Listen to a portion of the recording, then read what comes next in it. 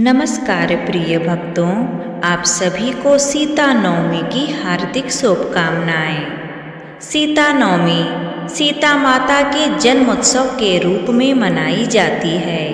यह व्रत अन्न धन के भंडार भरने, घर में सुख समृद्धि लाने और मनोकामना पूरी करने के लिए सुनी जाती है।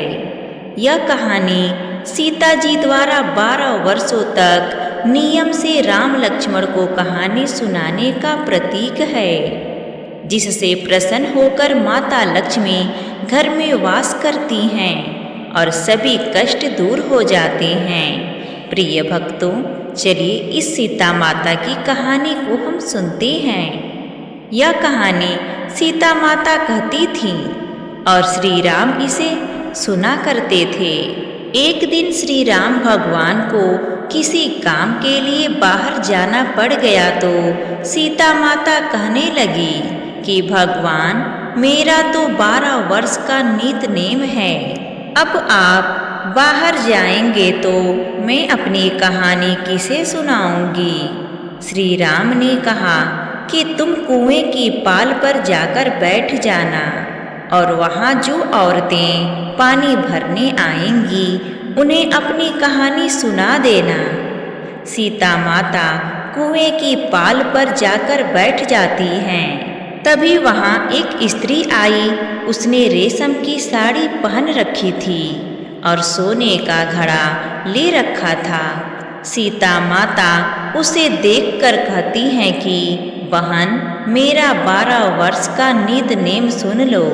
पर वह स्त्री बोली कि मैं तुम्हारा नित नेम सुनूंगी तो मुझे घर जाने में देर हो जाएगी और मेरी सास मुझसे लड़ने लगेगी। उस स्त्री ने कहानी नहीं सुनी और अपने घर की तरफ चली गई। उसकी रेशम जरी की साड़ी फट गई। सोने का घड़ा मिट्टी के घड़े में बदल गया। सास ने देखा तो पूछा कि ये किसका दोष अपने सिर लेकर आ गई। बहू ने कहा कि कुएं पर एक औरत बैठी थी। उसने कहानी सुनने के लिए कहा, लेकिन मैंने कहानी नहीं सुनी जिसका यह फल मिला है। बहू की बात सुनकर अगले दिन वही साड़ी और घड़ा लेकर सास कुएं की पाल पर गई। सास को वही माता सीता बैठी मिली तो माता सीता ने कहा कि बहन, मेरी कहानी सुन लो। तब सास बोली कि एक बार छोड़, मैं तो 4 बार कहानी सुन लूंगी।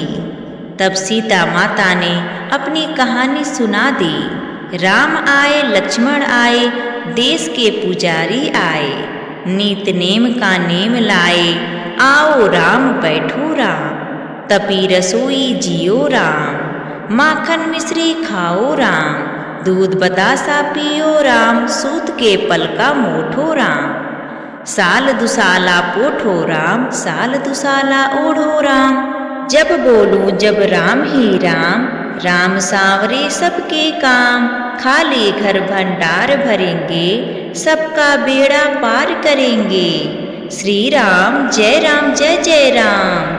सास बोली कि बहन, कहानी तो बहुत अच्छी लगी। कहानी सुनकर सास घर चली गई और उसकी साड़ी फिर से रेशम जड़ी की बन गई। मिट्टी का घड़ा फिर सोने के घड़े में बदल गया। बहू कहने लगी, सासू माँ, आपने ये सब कैसे किया? सास ने कहा कि बहू, तू दोष लगा के आई थी और मैं अब दोष उतार कर आ रही हूँ। बहू ने फिर पूछा कि वह कुएं वाली स्त्री कौन है? सास बोली कि वो सीता माता थी।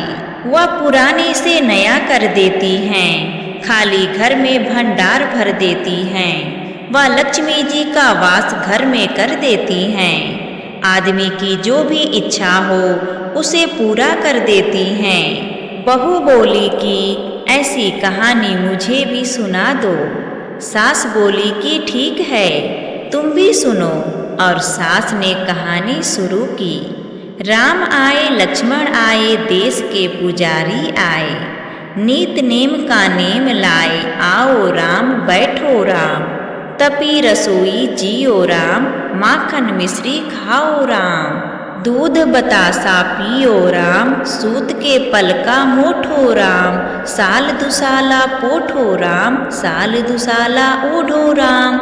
जब बोलूं जब राम ही राम, राम सावरे सबके काम। खाली घर भंडार भरेंगे, सबका बेड़ा पार करेंगे। जय राम जय राम जय जय राम। कहानी सुनकर बहू बोली कि कहानी तो बहुत अच्छी है। सास ने कहा कि ठीक है, इस कहानी को रोज कहा करेंगे। अब सास बहू रोज सवेरे उठती, नहाती धोती और पूजा करने के बाद नित नेम की सीता की कहानी कहती। एक दिन उनके यहाँ एक पड़ोस की औरत आई और बोली कि बहन जरा सी आँच देना। तो वह बोली कि आँच तो अभी हमने जलाई ही नहीं।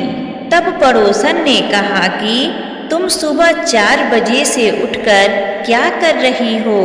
फिर उन्होंने कहा कि सुबह उठकर हम पूजा करते हैं, फिर सीता माता की नित नेम की कहानी कहते हैं। पड़ोसन ने उनकी बात सुनकर फिर कहा कि सीता माता की कहानी कहने से तुम्हें क्या मिला? वे बोली कि इनकी कहानी कहने से घर में भंडार भर जाते हैं, सारे काम सिद्ध होते हैं, मन की इच्छा भी पूरी होती है।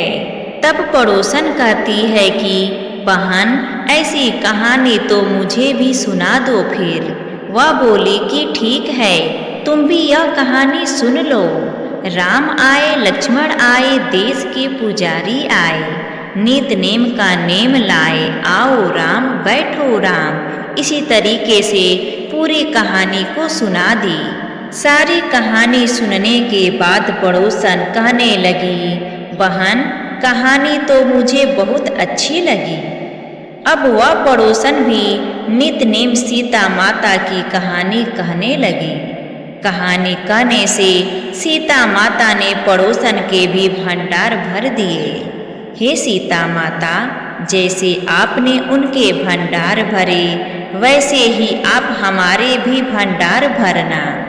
कहानी सुनने वाले के भी और कहानी कहने वाले के भी।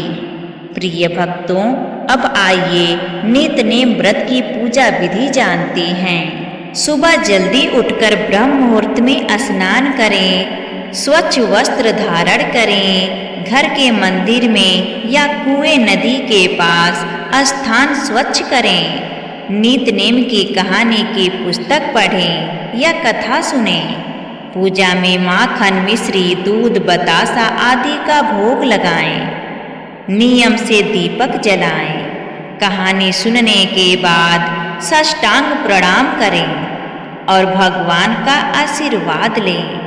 प्रिय भक्तों, अगर आपको यह सीता नवमी की कथा अच्छी लगी हो तो प्लीज़ कमेंट करके हमें ज़रूर बताइए और हमारे चैनल आरवी नई कहानियाँ को सब्सक्राइब करना ना भूलें। धन्यवाद।